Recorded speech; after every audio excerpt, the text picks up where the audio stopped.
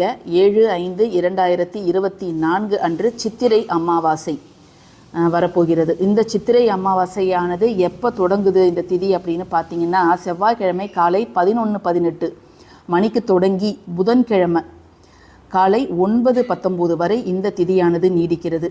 அதனால் நீங்கள் 11:18க்கு அப்புறம் தான் அமாவாசை வரதால் அமாவாசை படையல் அதற்கான விஷயங்களை வழிபாடுகளை உப்பு வழிபாடாகட்டும் அல்லது எலுமிச்சை வச்சு நம்ம செய்யக்கூடிய வழிபாடாகட்டும் அது எல்லாமே இந்த நேரத்துக்கு அப்புறம் நம்ம செய்வது தான் ரொம்ப ரொம்ப நல்லது.